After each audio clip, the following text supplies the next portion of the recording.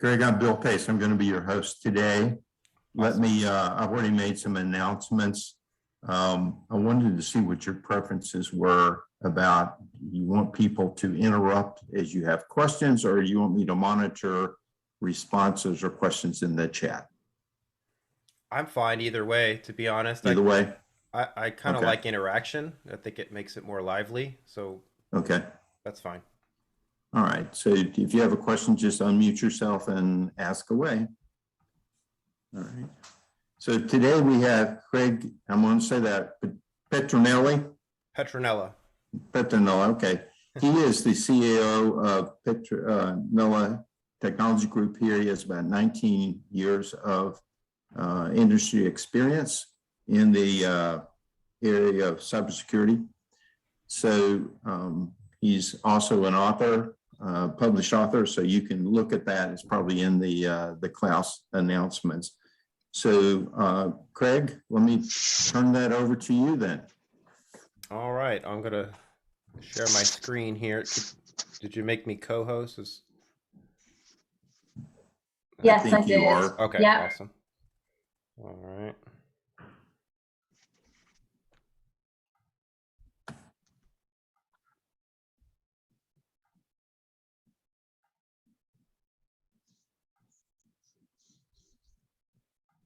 Get rid of that. See my screen okay? Yes. Okay, awesome. All right, well, welcome everybody. My name is Craig Petronella. I'm the CEO and founder of Petronella Technology Group. I'll be your host today. As Bill just introduced, I'm a best-selling author. I'm frequently seen on ABC, NBC. We got the Torch Award from Better Business Bureau in 2021. I got some other accolades there. So the overview of cybersecurity framed from the observer's perspective. What we're going to go through today is I'm going to show you the current landscape of what we're dealing with and some cybersecurity best practices that you can put in place right away. So my goal for you today is to answer any questions you may have.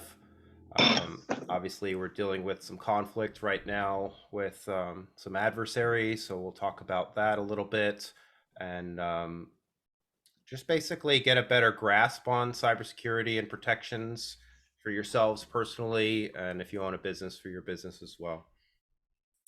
So I'm going to talk a little bit about the timeline of the internet. So we started off with Web 1.0, and we've got currently in our current landscape what's called Web 2.0, and bleeding edge or cutting edge is Web 3.0. So I'll go into a little bit of detail there. So with the Web 1.0, it really originated by DARPA, the Department of Defense, and government. It was internal communications used for military. It expanded as networks evolved onto static web pages. I don't know if you guys remember, but I remember back when Yahoo and Amazon were like the first players of the internet. And it was like, oh, wow, this is new. You know, what do we do with this? It's all like the bright, shiny object, right? So back then it was Web 1.0. Most websites were what's called static, meaning flat files. HTML coding language was the common language at the time. There wasn't a lot of complexity in regards to database systems. It's evolved now to Web 2.0, where we're in more of a shift. So 1999 is where the shift, like I said, with Amazon, Yahoo, and some big players started to take place, moving away from military-only applications. We talk a little bit about big data, social media, and advertising platforms with Google, Microsoft, Yahoo. So in a nutshell, like I was saying, the website content evolved from military text, basic communication, up to include images, and then evolved from images to video. Big data was born. The websites became instead of more one-way communication, they became more interactive. Scripting languages were released, different kind of coding languages, speed improvements were happening. This all paved the way for Facebook, Instagram, TikTok now, all these new social media platforms. One of the big goals of the social media platforms is really big data and data harvesting. I don't know if you guys have ever seen the movie, but there's a movie about Cambridge Analytica, and I think the stat at that time was there were over 5,000 data points on every consumer, which is really scary. So these big companies like Facebook, Google, they mine this data so that businesses that go onto the platform can hyper target their advertising, and that's really their focal point. The peak of Web 2.0 really evolved to big tech. Like I said, the internet became much more accessible, more of a two-way street, more interactive, faster, and like I said, leaning on big data to accomplish this.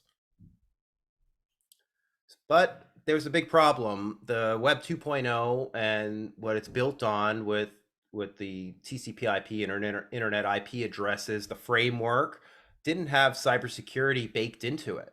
So now it's a bit of a mess, and everything is band-aided. So we'll talk about that a little bit, where with big data, we talk about here the man who invented the web is now dysfunctional with perverse incentives. Like I was saying, it's just such a band-aided, duct-taped mess right now. So we're really we're trying to figure out different ways to patch it, and eventually it'll have to evolve. And we'll talk about Web 3.0, which is coming up on the horizon. So the harvesting of big data, it's just worth so much to certain companies that harvest the data, and all these data points that we were talking about, like I was saying, with those 5,000 data points there. They really want to drill down into buying habits and, what do you like, what do you not like, so they can really just build a profile, a social profile around you. So moving on to Web 3.0, which is, it's not standardized yet. It's still really speculation, but I'm going to talk about it because it's a lot of buzz in the media right now. So Web 3.0 leverages artificial intelligence and machine learning that crunches all this big data. We'll talk a little bit about blockchains and public and private blockchains and what that means. And the big thing with Web 3.0 versus Web 2.0 is Web 2.0 was what's called centralized. So you have to have a web server that runs the website and hosts the content. And you could do clustering and spread out, the workloads, but it's still centralized. A company or a government entity owns the website and has to keep it running. Still subject to what's called denial of service attacks. So if an adversary were to attack that website, there's a big chance that they could take the website down with enough traffic. With Web 3.0, though, it's decentralized. So decentralized, I don't know if you guys remember back when Napster was real popular with trading music, and Kazaa at the time. Those are peer-to-peer technologies that did not rely on one central server to go through. Napster did at one time, and that's why Napster got taken down. But after Napster, the Kazaa and the other peer-to-peer softwares at the time, they were decentralized, and there was no one place to go after to take it down.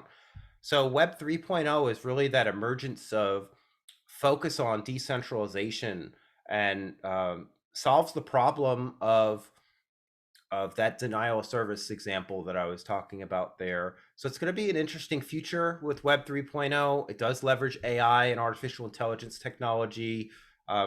Blockchains, I'm sure you've heard of blockchain and cryptocurrency. That technology is evolving very rapidly now. It has security baked into the technology. We also have virtual reality, augmented reality. These are all things that in the Web 3.0 ecosystem are going to be very commonplace. So where are we now? Online security is really taking a nosedive. Malware is gaining momentum. Ransomware, I'm sure you've heard of what that is. That's nasty malware that infects the computer on the consumer level or the business level, and in exchange for money. Like they lock up your files with strong encryption, make sure you can't get to them, and then they want Bitcoin or some other form of cryptocurrency to give you the digital keys back so that you can then unlock your data. But we'll talk a little bit more about that later. But it's a very risky situation to pay an adversary or a bad actor or a hacker to try. They won't always be truthful in giving you the keys and giving you your data back. So we'll talk about some things to do to protect yourselves so that you're not in that situation. So everything's revolving around the screen that never was really protected properly from the root. I don't know if you guys have heard of the Log4j, but the Log4j cyber attack that with recent headlines, that was a huge problem. Still is. There was a lot of rapid patching needing to be done with Apache web servers, and Apache web servers are the most common type of web servers on the internet. So there's this flaw that existed in a lot of different technologies from web servers, but also equipment from internet service providers, routers, firewalls. All different technology was subject to this Log4j attack. And it was one of the worst, or could be the worst type of attack recently around that type of risk there, and how it was a ticking time bomb.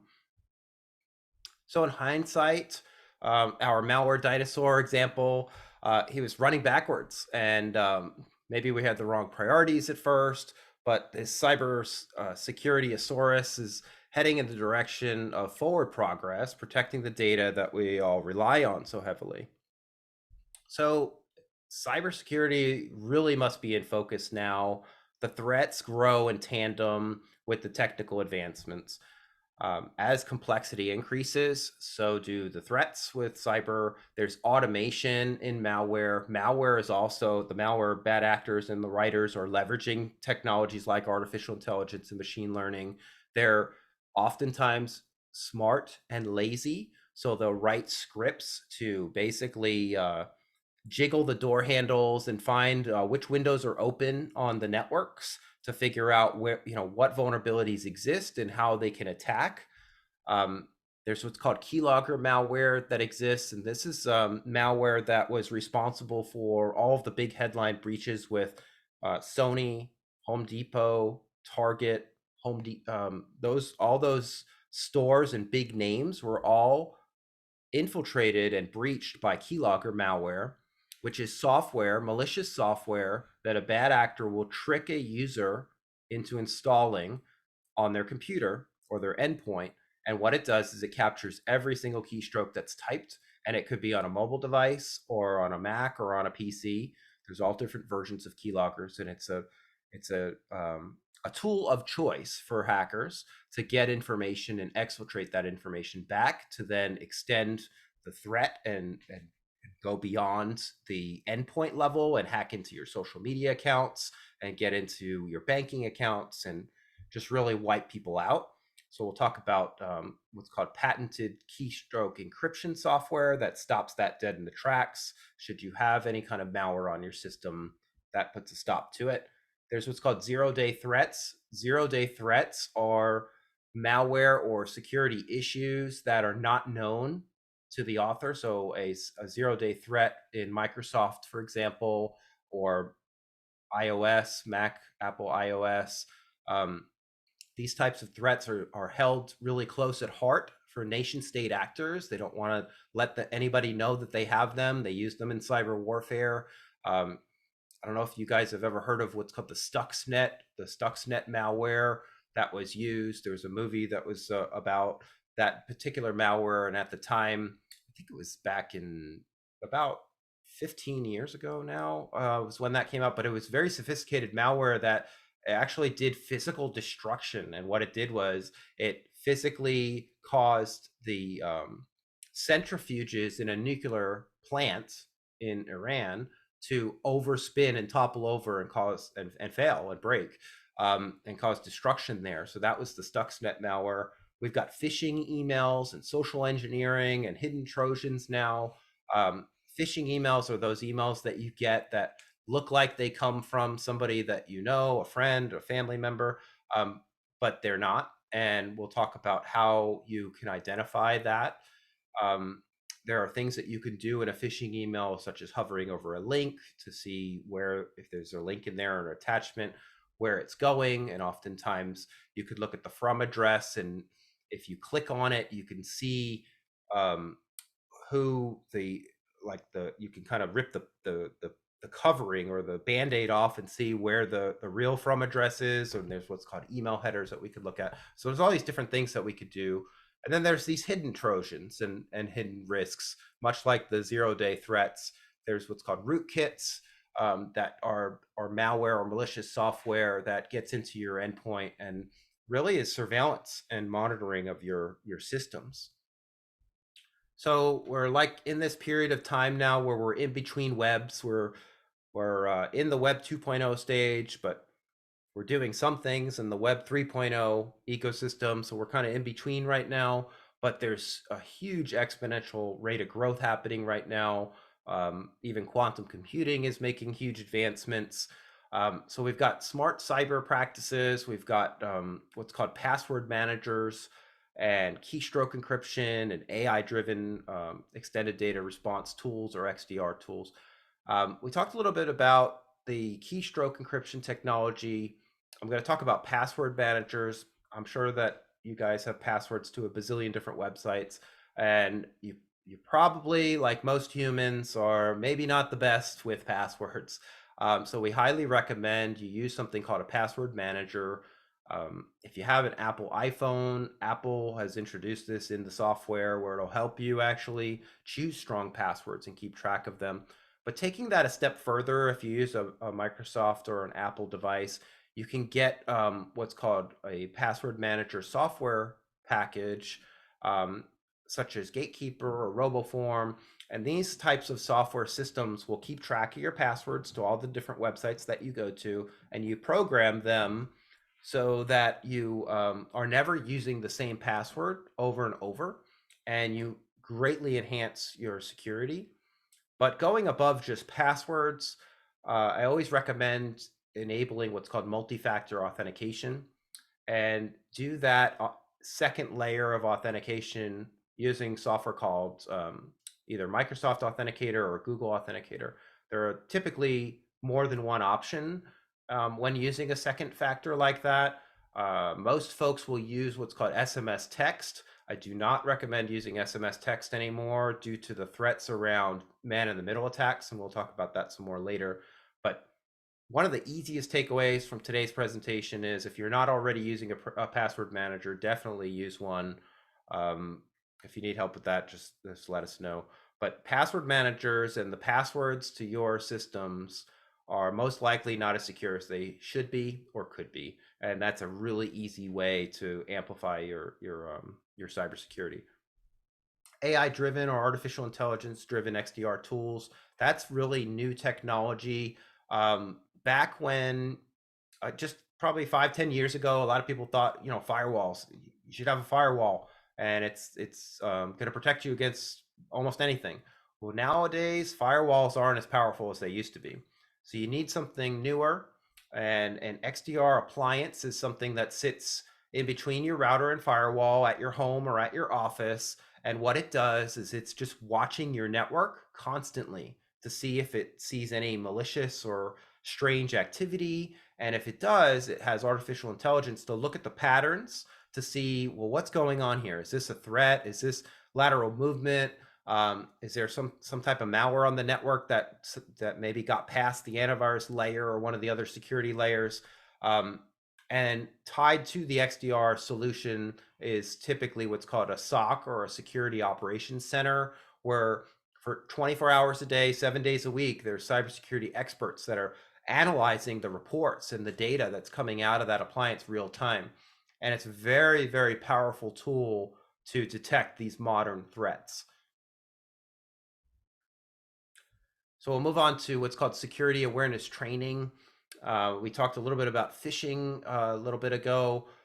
but that is all under the topic of training. Training is so important. Training and testing, making sure that you're aware of the latest threats, the different types of threats that exist. There's phishing, smishing, social engineering, all these different threat vectors that exist now. And security awareness training is so essential nowadays. If you don't have some type of training program in place that's constantly feeding you new information, keeping you up to date, I highly recommend doing that. It's one of the best things that you can do to invest in.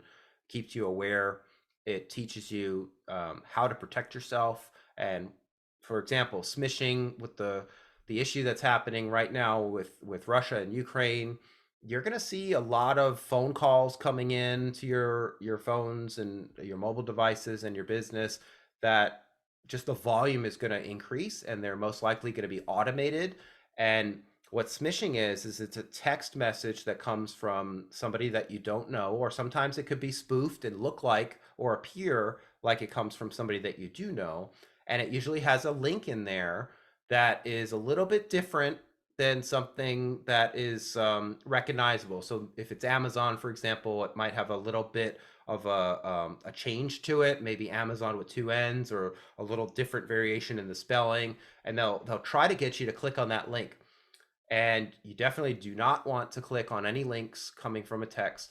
There are ways to filter those messages so that you don't get them and they go to voicemail. Especially right now with the current landscape, I do not recommend clicking on any links in text, or even answering the phone calls from somebody that you do not know. There are different attacks that are happening right now. And there's also what's called zero-click attacks, which are super scary and hard to mitigate your risk around. It does leverage some type of zero-day, I don't know if you've heard of the NSO or Pegasus attack, but that is what nation states were using to surveillance freelance writers, reporters, journalists, and things like that. Anyway, that with that type of technology, doesn't even require a click. It's a flaw in the device itself. So you got to be really careful right now with any type of clicking. You want to make sure that you really know before you click. Social engineering is, a form of phishing, but it's usually impersonation. It can be done by the phone. That's why I was saying that you definitely do not want to answer phone calls right now unless you know the person or where it's coming from, because there's persuasion, and these people are trained really well to try to impersonate or act like, oh, this is Microsoft calling you about trying to fix a flaw that we detected on your device. And people fall for that stuff, and then they try to get either money back or cryptocurrency or different types of things out of you, or try to maybe even get enough information to steal your identity. We talked a little bit about password safety and password managers earlier. Obviously, emerging technology, leveraging AI, XDR, things like that. You want to make sure that your security awareness training curriculum covers these things. Breach examples. We talked a little bit about keyloggers and how that is an effective tool that adversaries and bad actors use to get at passwords and critical information. Emerging threats such as the Log4j, we talked about that.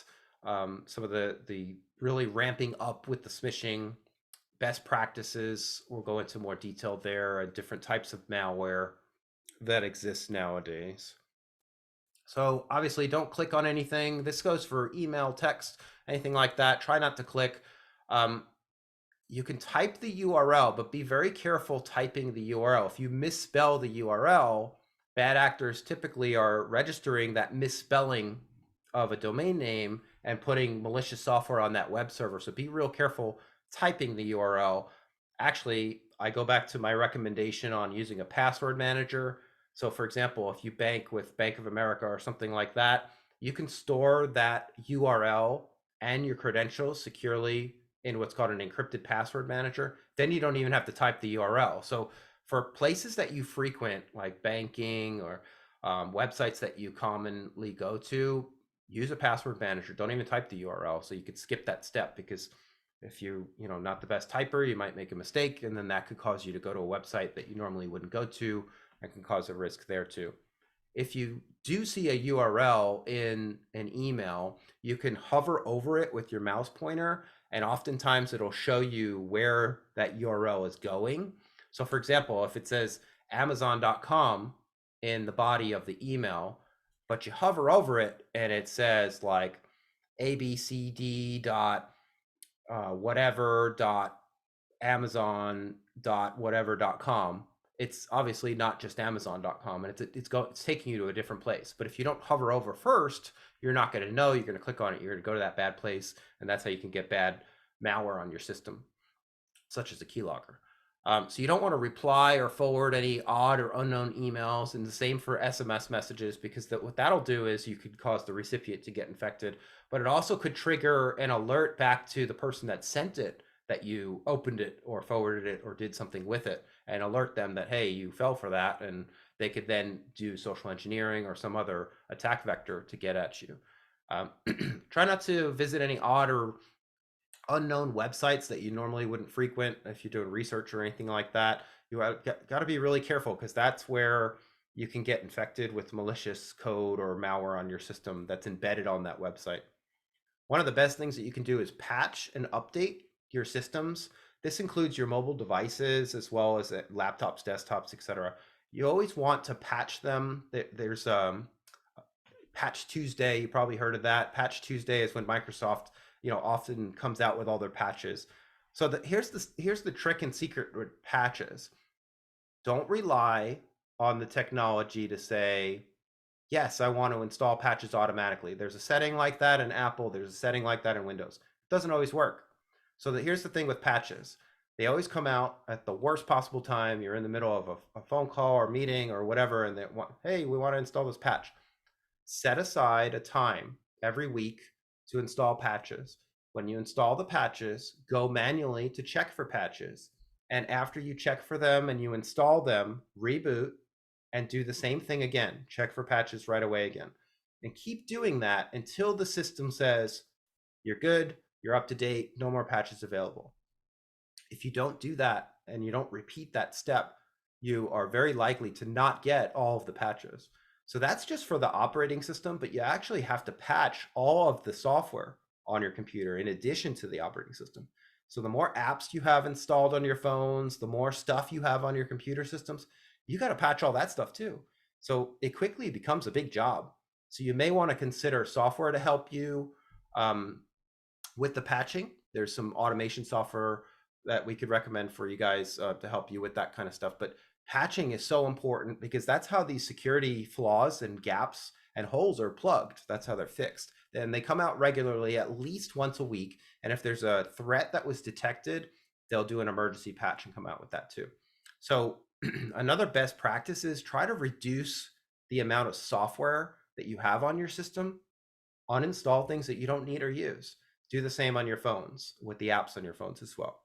So try to read the current cyber news to stay abreast of any kind of emerging threats. Obviously, security awareness training is the best way to make sure that you're getting feeds from all different sources.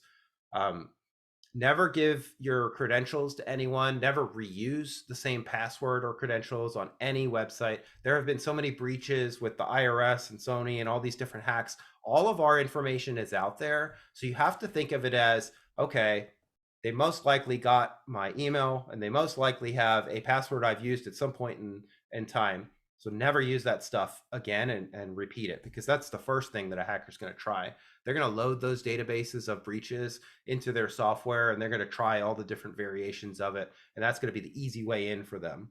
So you never want to be that guy that does that.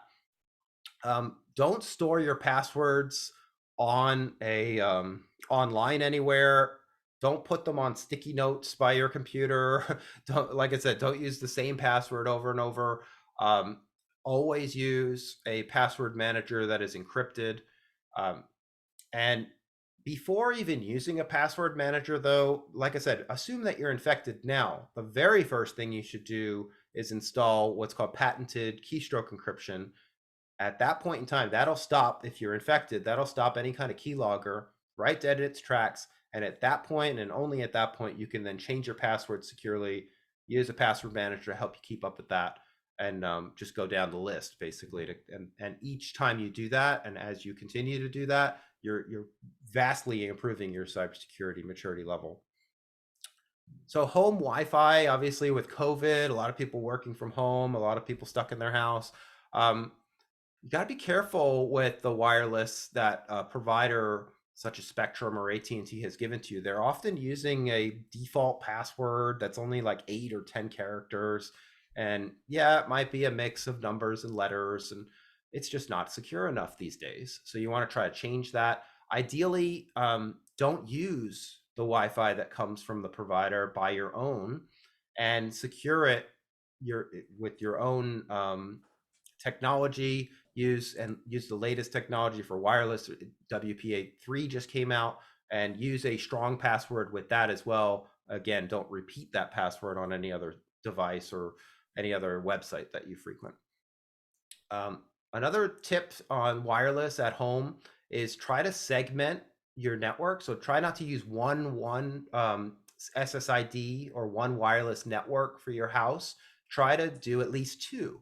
And the reason why is you want to try to keep your work or maybe your banking or your sensitive information. You want to send that through one wireless network, and then all the other stuff on your network, like a DVD player or something connected to Netflix, or everything wants to connect to the internet these days, and we call those Internet of Things or IoT devices. Washer, dryer, or whatever is connected to the internet nowadays. My point is that you want to keep all that stuff on a separate network. And the reason why is if any of those devices gets infected with a 0-day or something like that, if you separate it, it won't get to your main data. So it'll be completely isolated. So that's why it's always good practice to use network segmentation like that. Pay attention to details. We did a test where bank employees, they clicked on a phishing site that we built. It was part of a pen test that we did. Like I said, the URL was super familiar. Instead of a .com, we used a .us. So you got to be really careful with, where are you clicking, where are you going, make sure it all matches up perfectly. And ideally, don't even type it at all. Use your password manager. Craig, this is Bill. We've Yep. gotten a few questions in the chat. I don't know if that's available to you or not. Yeah, let me pull that up. All right. The first one there is a trade-off between anonymity and not, so to speak. Trying to find the question that I see someone still. It's the very first one. It seems to me that if web communications were trackable to the initiator of the communication using public-private keys to prove who you are, then the ability to get away with being a bad actor would be cut down. But then the loss of anonymity would mean all of us would be more easily trackable. Is there a way to get rid of bad actors without giving up privacy? Yeah, it's a layered approach. You never can rely on one. There's no one silver bullet, no one thing that you can do. But you can use what's called zero trust technology. There are different zero trust technology layers, some of which are passwordless, and use what you're referring to there, public and private keys that would prove who you are. As you move in that direction, and you move into decentralized type technologies with zero trust, you have also the balance of, if you take away the middleman, we'll talk a little bit about like decentralized blockchain or crypto, for example. You take away the bank with crypto, and you have that power in your hands with the private. Now you cyber maturity level, if you screw up, there's nobody that can help you, right? So some people want that middleman. They want to be able to call somebody for help. So there's the delicate balance between the two there of what's the best choice. So I always recommend a layered approach there. But yes, it would absolutely cut down. As far as your question goes in regards to privacy, if you sign up for something like Facebook, you're not going to be able to use that platform very well without being surveilled, and tracked. So you have to pick and choose who you want to frequent too. So and it's a choice. And if you read the privacy policy and you read the terms and conditions of the website, you'll learn more about how they're collecting data on you and things like that. But absolutely, great question there. And you know, it's a complicated one. So there are some things that you could do, like I said, to protect yourself, but it's a delicate balance of security versus convenience. I'll move on to, I'll give you a list of good, yes, absolutely. I'll give you a list of good password managers and how to get them. No problem. One of which, if you use like an Apple device, it's built in. So that's, you know, you could use the built-in one. There are better ones, in my opinion. RoboForm is a good one. There's one that I mentioned called Gatekeeper, but I'll put a list together. I think I have a list in the slides that we can send to you as well. Warden password manager. I'm not as familiar with Warden, but the big thing that you want to make sure is that it's an encrypted it uses encryption to protect the passwords that you store in there. Because one of the common myths was, oh, if I use a password manager, then the hacker just has to get my what's called long passphrase, and then they get the treasure trove of all my passwords. That is true. Obviously, don't choose a short, easy guessable long passphrase in that context. However, the hygiene and the usage of long, complex passwords and never reusing passwords on other websites definitely raises the bar. So as long as you have the know-how to choose a proper long, I recommend 25, 30 characters, which is crazy. I don't know any of my passwords because I have them all in a password manager. But my point is, they're all unique to all different places. So if any one of those sites were breached by a data breach, then I just have to worry about that one website and changing the password there after they do their cleanup. In addition to not clicking on or answering phones or text for unknown, best practice to delete and block. Yeah, so if that's on a cell phone device, if it's AT&T is the provider, they have what's called a call protect, which is free. So you can download it in the App Store if you have an iPhone. It's called AT&T Call Protect, and that will help you filter the calls, the bad calls. There's also a setting in the iPhone on an iPhone device where you can filter. There's a free software called Malwarebytes that you can download on the App Store. Some of these softwares are also available on Android. Those will help you with the filtering. What about emptying trash once email deleted? Yeah, that's a best practice. You definitely want to empty the trash of a voicemail or things like that. But more importantly, try to block and use these filtering technologies to help you with the unwanted calls coming in and the unwanted texts. And then also, if you get one of those unwanted texts or calls, block the number. So there's a way to block the number. It depends on the device, but try to block the number as well and then delete it. Not click on it, but delete it. Another question here. How can you make sure that the updates are legitimate before you allow the link to change your system? Good question. So a lot of the providers will use what's called hashing technology or MD5 hashing and checksums to verify that the patch software is authentic and it hasn't been changed or altered in any way. Definitely go direct to the manufacturer like Microsoft, Apple, etc. to get patches. If you're using like an Apple device where the ecosystem is more closed, meaning the hardware and the software are made by Apple, and really the only way you can get a patch is from Apple, a lot of that security is built in and baked in. If you're using a Microsoft device, obviously Microsoft makes the operating system Windows 10, Windows 11, but they don't make all the hardware. There's different hardware makes and models. So you want to make sure you go to the make and model website specifically and store that in your password manager and get the updates from the manufacturer. Because sometimes there are updates that the manufacturer will adjust for the performance or security of the hardware in your system. So you want to make sure that you have the latest firmware, BIOS, as well as software updates. So those are all different kinds of updates you want to make sure that you have. So I'm hearing correctly that we should not allow auto updates from Windows or our respective phones. Well, that is a convenience kind of question. So auto updates, you can allow them. It's just that what I'm saying is don't rely that it's always getting done.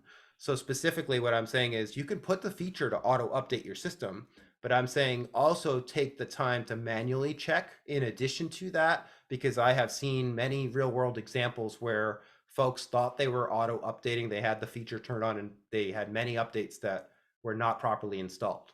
So that's why I'm saying that it's always best to manually check as well. How secure is face recognition login? It's secure. It uses biometrics. I assume you're referencing Windows Hello or Apple's Face ID technology.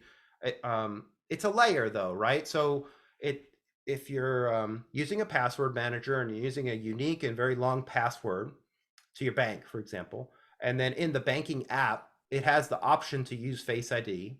My recommendation is use both. So use the long complex password, have it saved in your phone or your password manager, have it autofill it. And then for convenience, in addition, use the Face ID. So that'll help you speed up the login process. Separate SSIDs on the home network, does that imply two different wireless routers? Typically, no, it does not. Some wireless routers do not support multiple SSIDs, so you may have to change the make and model of the router that you have. But more modern devices nowadays do support multiple wireless SSID networks from the same piece of equipment, so you don't have to have multiple devices. If you don't have that technology, you could certainly get a second router. If you don't want to pay for like a nicer one, you could certainly introduce a second one on the network. It's just that's not as clean as far as the setup goes than doing it on one more sophisticated device. How about a list of virus detection and fix software like Norton? There's one highly recommended that it's Russian owned. Is that a risk? Well, great question. Honestly, I would not trust any antivirus other than the common ones that I've used, which I referenced before. Malwarebytes.org is a very powerful antivirus software that is free. They do have a premium version, but it's free. It's much, much more powerful than Norton. I don't recommend just one type of antivirus software because certain antivirus won't pick up all different kinds of threats. So there's newer antivirus, such like the Malwarebytes example I gave you. They have a new product called EDR. That product is more advanced than traditional antivirus. My point here, though, is yes, you should run antivirus. You could even just run Windows Defender on a Microsoft system or Malwarebytes on a Mac, for example. However, don't just rely on antivirus. You want to use that as a layer. I like the onion approach of more layers, more secure. But antivirus nowadays alone, just using antivirus is only 5% effective against all the threats out there. So yeah, it does give you some protection, but it's only great at known threats. It's not so great at unknown threats. Now, EDR raises the bar a little bit. It's more advanced, uses AI, machine learning, definitely better solution there.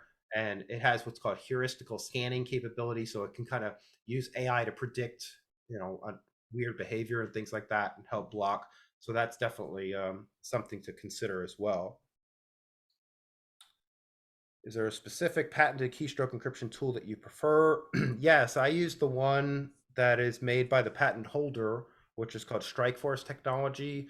And we have set up a partnership with them. So if you need something like that, let us know. We could certainly get you a discount on that. That's the one that I use. They have 6 patents worldwide. What was the antivirus product again? Once you said it was better than Norton. It's called Malwarebytes. So malware, MALWAREB, like boy, YTES.org, malwarebytes.org. Okay, Craig, I'll continue to monitor if you want to go back to your presentation again. Thank you. Awesome. Yep. Thank you. Okay. So we talked a little bit about multi-factor authentication. Definitely leverage multi-factor everywhere possible. Facebook, Instagram, any websites, bank websites, anywhere that you can use multi-factor, use it. Now, the default, though, is going to be text or SMS. Try to avoid SMS text because right now with the conflict going on with Russia and other adversaries, SMS text is very vulnerable to middleman attacks. So you want to use Google Authenticator or Microsoft Authenticator, which is software that you download from Google or Microsoft, and every so many seconds, typically a minute, it'll change the PIN number and it keeps changing it. So you have to have the secure long password, like I was recommending, from your password manager. And in addition to that, your authenticator PIN number. So that is the most secure MFA available. There is actually a hardware-based MFA that looks like a, here it is, looks like a little key fob. This here, I don't know if you can see that very well, but that is a multi-factor token. This type of technology is super cool. It's patented. I like it because it uses what's called NFC, or near frequency. So you can touch it to the back of your device or the side of your device, and it will help authenticate you into your system. So you can put it on your key ring or in your pocket, and it uses what's called proximity awareness. It's a proximity token, and it could auto log you in. Then you don't even have to worry about typing the passwords on your keyboard or anything like that. So that's the most secure kind of technology, called a hardware token. And that company has also baked in password manager technology as well. So if you log in and out of a lot of different websites every day or throughout the day, it takes a lot of time. So you actually save time with technology like that. Obviously, biometrics, we talked about Face ID, different things like that, PIN and passwords. So with technology like this, you can employ what's called a PIN. So you have the device on you near the computer, you have the complex password, and you have the PIN. So that's very, very secure. So we talked about password managers earlier. This goes in a little bit more detail, but basically, like I said, it's an encrypted digital vault. Helps you store all your passwords. You can even put notes in there too, like private notes. It's all encrypted. It all puts it on there, and you can access it on your mobile or your desktop device. I've been using password managers for like 15 plus years now. So there's a great way to, again, it's one layer though. It's one layer of protection. And then I, in addition to a password manager, I use technology like this, which is the token technology, to just raise the bar. So everything that you can add, the better. But like I said, it keeps your data safe. You don't have to worry about coming up with unique passwords. It does all that for you. You could adjust the length and complexity of the passwords, and it makes sure that you have a unique and different password for each of the websites. There's also a feature that it gives you that it'll monitor your passwords, and if it finds a password that is in your password manager that has been found in a data breach, it'll alert you to log in and change that password. So cell phone safety, we talked a little bit about the smishing earlier, and not clicking on links on those, those weird text messages from unknown numbers. Definitely don't do that. Remember to block them. Use the call protect or similar software from your cell phone provider. If you're, like I said, if you're AT&T has call protect for free. If you use Verizon or a different system, you can call them. They have similar products that can help you there. The other software that I mentioned was called Malwarebytes. They have a phone version that is also free. I do think they might have some premium options that you can pay for as well. Obviously, don't list your mobile numbers on social media. Protect your physical SIM card. If you have one, they have what's called eSIM as well. Here's another really important tip. If you haven't done this already, make sure you call your cell phone provider and put some layers of security on your account. So if a bad actor were to call and impersonate you and say, hey, I'm Bob Jones, well, then the provider will say, okay, give us your PIN number. And definitely you make sure that that PIN number is never used anywhere else, to make sure that, number one, it's long enough and it's unique to the provider. And most likely that layer alone will stop them dead in their tracks. But you want to try to put more layers in like that with your providers and your vendors that will give you better protections there from impersonations. And then using non-text message, like I talked about with Authenticator, is definitely the preferred way to go. Oh, I think I see a question here. What is your opinion on Dashlane? Yeah, that's fine. Just double check to make sure that it's encrypted. I'm pretty sure that it is, but just double check on that. Having multiple devices, I assume I need to keep my password manager in the cloud. How secure is the solution? Well, like I said before, that, a lot of people are scared of that, and that is, but the pros outweigh the cons, right? So you are taking a risk by putting it in the cloud. You are trusting the vendor to keep it safe. it's better to use something like this. Another device that looks like this, see if I have one nearby. Yeah, here it is this little guy. I don't know if you can see that. This is called a Yubike. So you can take this Yubike and attach it to your password manager, so that if hackers got into your password manager because you didn't have a strong password, or maybe your password was breached, they need this to get in. So you have, again, multiple layers, right? So this is the most secure thing. It's called a hardware token. It's called a Yubike, Yubikey. This is one type of them. There's different kinds that exist. But adding that hardware layer in significantly protects your password manager, because now they need, in addition to the passphrase, now they need that piece of hardware. If they don't have that hardware, they're not getting in. Now, the number one question I get with that is, this thing's super small. What if I lose it? Then I'm locked out. Good question. You can get more than one of these and clone them and give them to trusted parties, family members, things like that. So if you lose it, you can have another one linked to your account. So you can link more than one. Another question. You might have answered this already, but could you give us recommended patch update apps? Yeah, so I'll put that in the slides. That is going to depend on the type of device that you have. But yes, I will give that to you in the slide deck later. What was the name of the more secure version of Malwarebytes? It's called EDR, Echo David Romeo EDR. Malwarebytes has a EDR version that you can get from them as well. All right, that's all the questions there. I'm gonna move along to Prevail encrypted email. So, I'm sure you guys use email. Most likely it's email that's not encrypted. Think about not encrypted email as writing your message on a postcard. Your emails, one-to-one emails, are not safe and secure unless they are encrypted. Prevail is a simple, secure email system that has a free version that you all can get right now.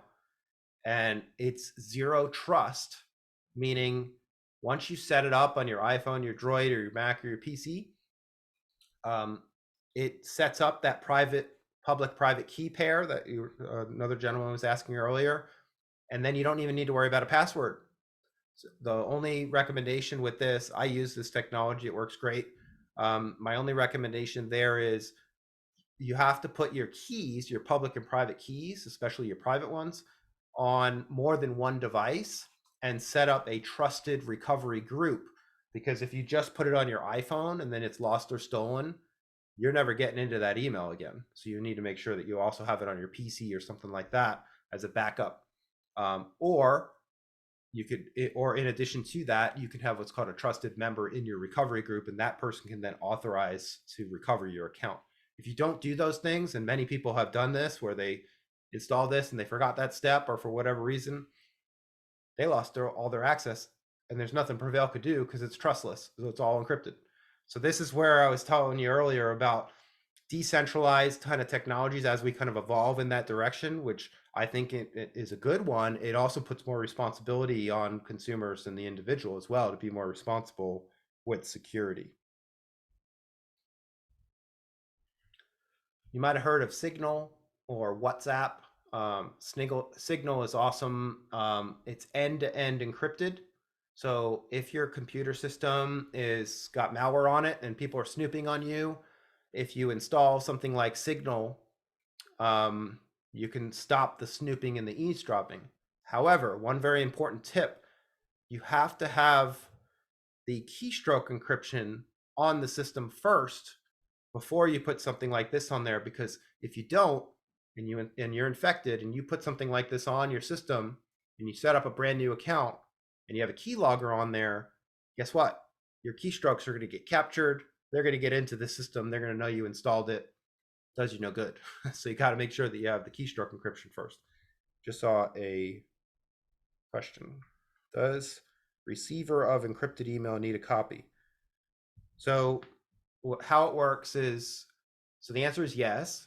Only people inside the ecosystem that use the public and the private key can communicate securely with you. But it's free for them too, and it's like a 5-minute install. It's super easy. And once they're set up, then they're done. What about a VPN such as Proton? Yes, Proton VPN is a good one. I highly recommend that. Never connect to public Wi-Fi without it. Never use anything free as far as free Wi-Fi anywhere for any reason unless you use a VPN like that one. That is a good one there. Data backup, know your options. Obviously with ransomware, if you have good backup and you're really good about testing your backup and you protect your backup with multi-factor authentication, the key here is testing it though. A lot of people don't test their backups. They trust their vendor too much. Oh, you're backing me up, great. But then when they need it most because they got ransomware, then they find out it's corrupt or it doesn't work or what some reason they can't get their data. And then they need data recovery. And data recovery is super expensive. So you want to try to avoid that at all costs. Make sure that you're backing up and don't trust one vendor.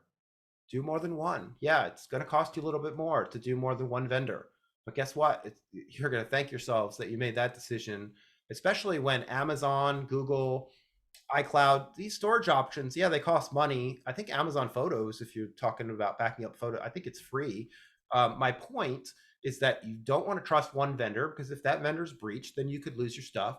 You want to make sure you have multiple options. Also Prevail in the last slide, the free option, they do give you some encrypted data storage too. So if you have very important tax returns or very important sensitive information you need to secure, definitely put it in Prevail as well. So then you have an encrypted bunker that's protecting that data there.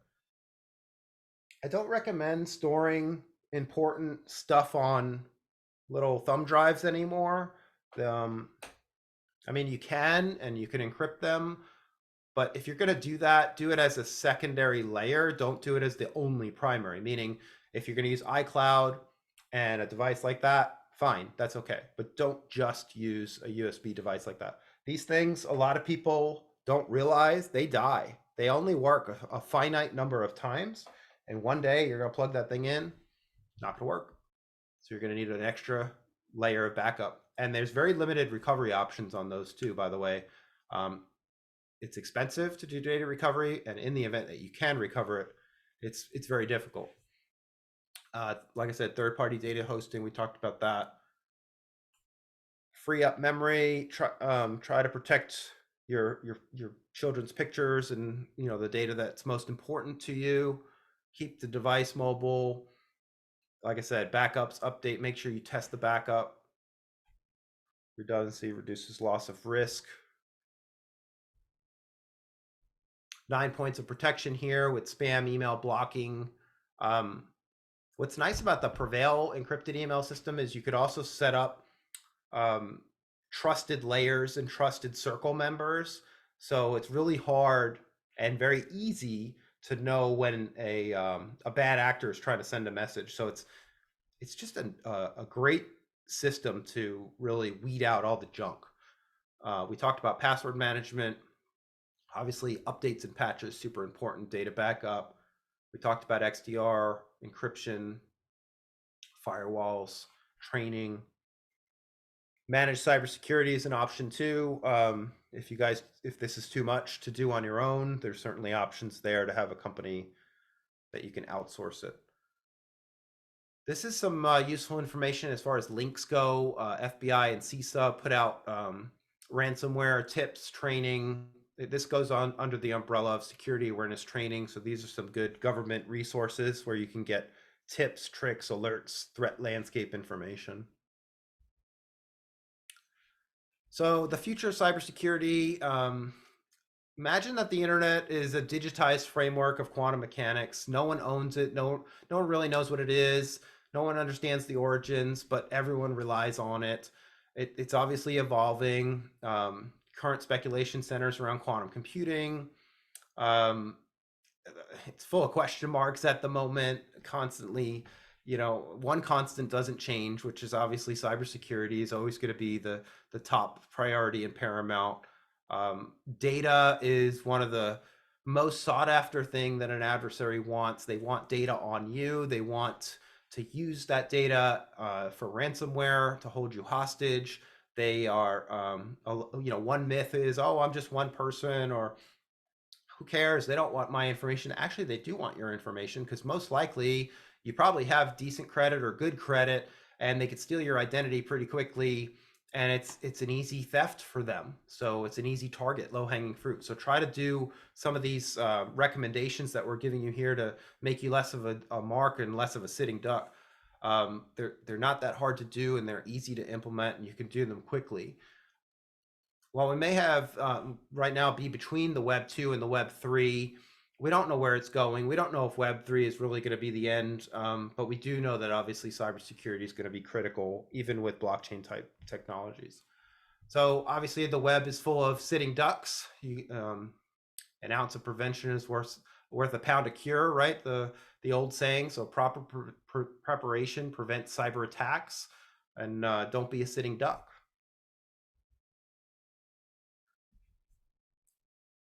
Can you use a device called Easy Store to back up files from your laptop? I'm not familiar with Easy Store. I'd have to look into that. I would recommend maybe one of the more known vendors, obviously Microsoft, if it's a Microsoft endpoint, iCloud, if it's an Apple, those are more trusted. That would be my suggestion there. The larger 1 terabyte external drives die quickly too. Yes, they absolutely do. They're often spindle. If they're a newer technology called solid state or SSD, they will die too. And they're very similar to the thumb drive example. Just one day, they have a finite life. One day, it will not work. So definitely do not rely on that, and definitely employ multiple backup layers, because you have to anticipate and know this thing will fail. So you have to prepare yourself and drill and go through the exercise of, okay, let's prepare.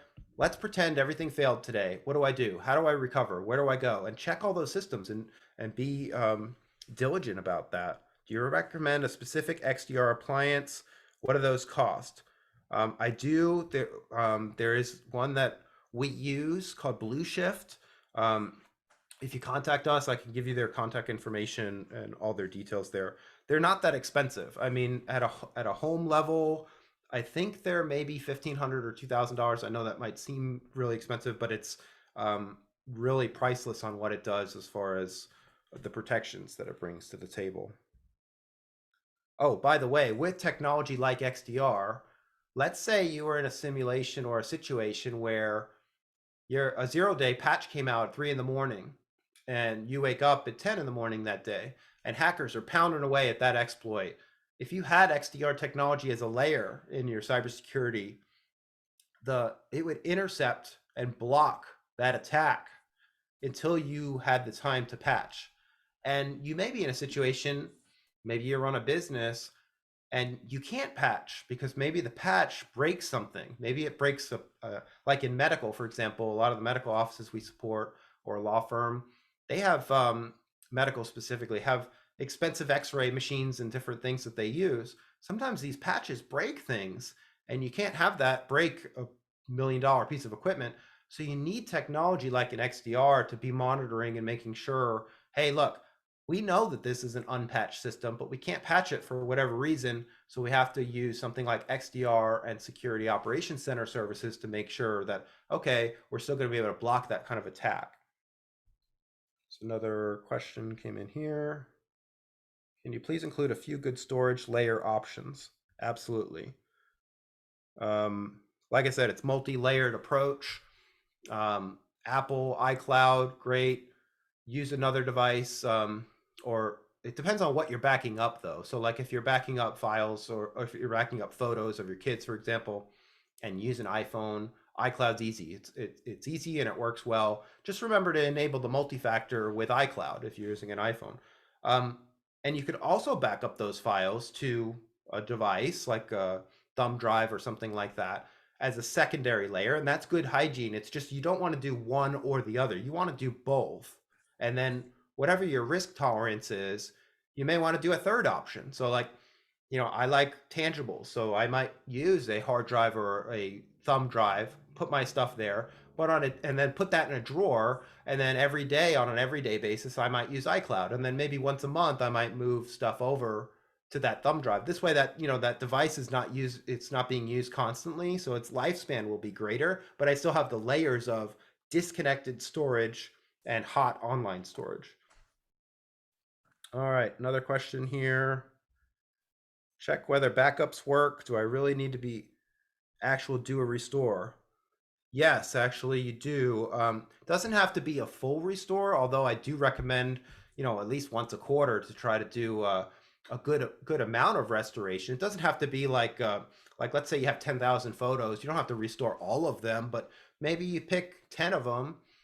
Maybe you've got multiple files and folders, and maybe randomly you pick a handful of them to restore and pretend that your computer crashed. Those are exercises that are priceless that pretty much very, very few people do. And that is why ransomware is such a big problem right now, because they know, the bad actors know, it's very expensive for companies and individuals. It's very inconvenient to test and drill, and most people just won't do it. So that's why they infect you with ransomware, and they know their payout is, and their probability of a payout is going to be very high.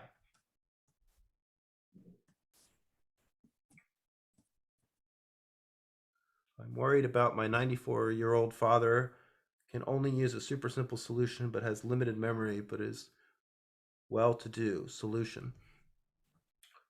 Well, it depends on what, there's a lot of missing components there as far as variables. I don't know, like if it's files or photos that you're trying to back up, or if it's just general hygiene, but I would try to use zero trust technologies that are simple, like token-based solutions. They're simple. They're not that expensive. The multi-factor, that's simple. Things like that. Those password managers are, once you use them, they're easy to use. So I would definitely leverage those type of technologies first. And again, do as much of this as you can tolerate, or that you could do. Obviously, the more of it, the better. But sometimes it's inconvenient to do all of them. Under Web 3.0, what implication does that have for server certificates? I think your question is around maybe SSL or secure socket layer certificates. Yes. Okay. Yeah. So with that, it functions differently because it's decentralized. Remember, right? So there's a lot of push for what's called ENS, or Ethereum Name Service, which is the new version of in the Web 3.0 world of DNS, or domain name system. DNS is the service of the internet that converts the name or URL to an IP address. So for example, you're probably not going to remember the IP address of Amazon.com, but you remember Amazon.com, or you remember the words of an IP address. That's what DNS does. The modern 3.0, Web 3.0 version of that is called ENS, or Ethereum Name Service. Again, this is all future, bleeding edge, cutting edge type stuff, so it hasn't been standardized yet. However, that ENS will give you a domain name that is decentralized, and it's on blockchain. In this case, it's the Ethereum network blockchain. So the certificate in Web 2.0 is tied to the web server, an SSL certificate on the web server. It's set up differently with Web 3.0 because you're decentralized and you're leveraging, in the example I gave you, the Ethereum name service. So you're leveraging blockchain cryptography in that context there.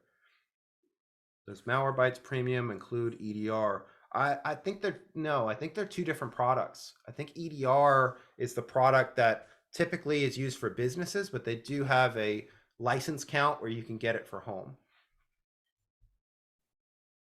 Will you send us a copy or presentation or list of? Absolutely.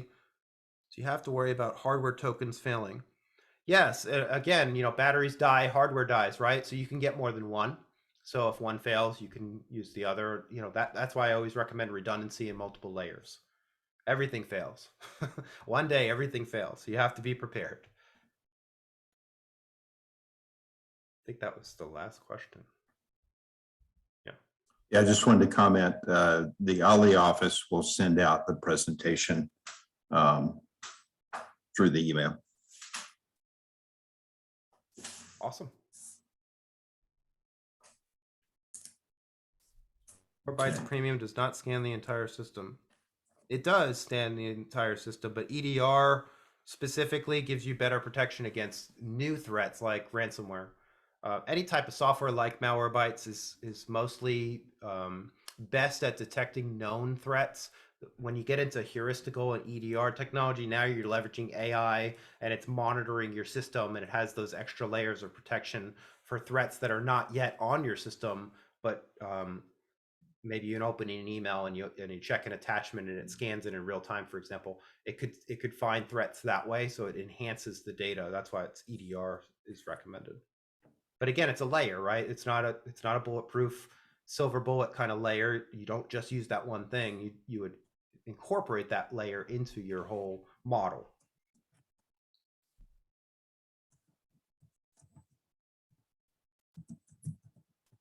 You're welcome. Absolutely.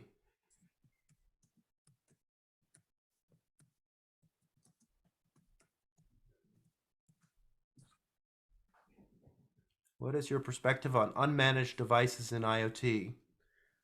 It's a nightmare. That's why I recommended separate networks. Oftentimes, I'll be very honest. Oftentimes, IoT devices are made in different countries, some of which are adversaries. So you can't really trust the security of them. So I definitely do not recommend letting them roam your network and access computers that potentially can have sensitive information or data on them, which is why I recommend segmentation. Any experience with 1Password? Yes. Yep, that's a good one. LastPass is a good one too. Yep. Again, using a password manager is a great step forward. Adopting a password manager that supports a token, even better. And then moving on to technology like this, which is proximity token, is best. Extended data response and enhanced data response is the XDR, EDR. XDR is more of an appliance. It's a piece of hardware that sits on your network that monitors your network. EDR is software like Malwarebytes, antivirus. It's software layer is EDR. I missed some of the discussion. Can I do 2 Wi-Fis on the same router? If you have a router that will support that, you can. If you do not, then you won't be able to, and you might need a different piece of equipment that will be able to do that. If that's not an option, you can certainly buy a second one and you have 2 wireless networks that way. But sometimes they fight each other. That's why it's best to have one device that does more than one. Items made in foreign adversary countries, likelihood of firmware Trojans, extremely high. Those are all unknowns. Very scary to think about. That's why assume the worst. assume that the hackers and adversaries do have surveillance and they are listening to everything. The only things that you could employ are what's called zero trust technologies, end-to-end encryption. Those are technologies that I recommended earlier. That's really the only way to privacy in that context there. What will the current version of Wi-Fi routers? It's called Wi-Fi 6, and the current security is called WPA3. That's the most advanced. Just curious, what do you think of TikTok spying on us? Again, assume the worst. Try to limit social media when possible. You know, honestly, I don't know if you've read some of the movies or followed Edward Snowden, but I mean, these devices are listening to us. So the only way to make sure that they're not is stick the device in a freezer or what's called a Faraday bag. So if you're going to like a country that is questionable in regards to privacy or security, number one, it's best to not even bring your phone. You can bring what's called a burner phone, or you can buy a phone from Walmart or a store and buy a separate SIM card and a separate phone number. That's the recommended way to use that kind of device in a different country. If you must bring your device, you have to use these layered securities that I'm talking about, like Prevail, for example, end-to-end encryption, Signal. Those are ways, but you have to assume the worst. Assume that, hey, if I'm going to take my phone, make sure you don't have any important data or pictures of your kids on it, because you have to assume the worst and think that, oh, this can get out there. So if you sanitize it and you prepare, there are ways that you can add security to be safe. LifeLock notifies me when personal data shows up on the dark web. Yeah, that's a good step in the right direction. I personally, I mean, it's better to have LifeLock than nothing. I don't personally like LifeLock because they were breached. There was I don't know if you remember the campaign, but the CEO was like taunting the world and taunting the hackers, and he put his social security number on the cars and stuff, and then the hackers breached him. So I don't really trust LifeLock anymore. There are other solutions that I think are better, but it's better than nothing. But yes, you should monitor the dark web. You mentioned not to use free Wi-Fi. Does that mean Wi-Fi at a hotel? Absolutely. Airports, hotels, cafes, don't use the free Wi-Fi anywhere. If you have to use the free Wi-Fi, you must use a VPN. Again, otherwise assume the worst. If you use the free Wi-Fi and you do not use a VPN, all your passwords will be compromised because it's all sent unencrypted. I think that was the last question.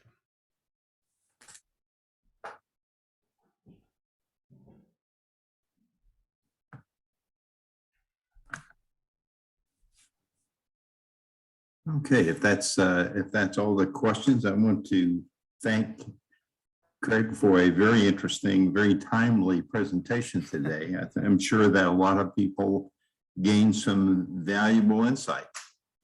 Absolutely. Yep, we'll do. I'll give a list to alternatives to LifeLock. No worries. Well, thank you, Craig. You're welcome. And thank you, Bill, for hosting. Wow, there's a lot of information. Brain hurts probably, huh? I know, it's a lot.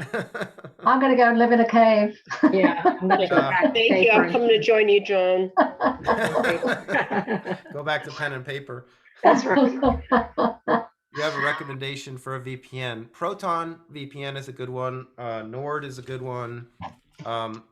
Again, they're layers, right? So I use both. I think that was all of them. Yeah, like, you know, I mentioned the Faraday bag. I don't know if you saw the Enemy of the State movie with Gene Hackman, but, you know, same kind of concepts, right? I mean, assume the worst. Assume that people are listening. Assume that your emails are not secure, because most likely they're not, unless you're using an end-to-end encrypted solution. So you have to assume the worst. I know it's sad to think that way, but you have to work backwards. That's my recommendation. And employ as many of these recommendations as possible. I know it's like drinking water from a fire hose. It's a lot. I get it. But it is possible to make you not a sitting duck.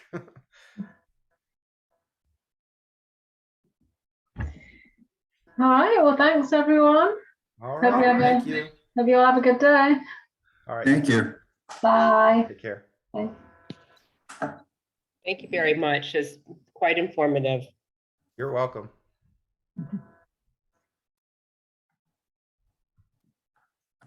All right. Have a great rest of your day. Thanks. You too. Bye, everyone. Bye.